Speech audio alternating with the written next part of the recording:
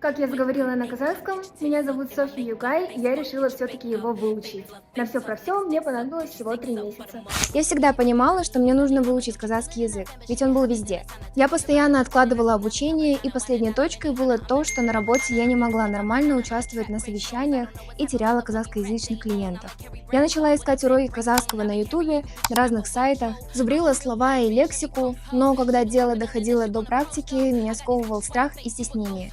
Но потом наткнулась на рекламу курсов казахского от Шанрак Стади.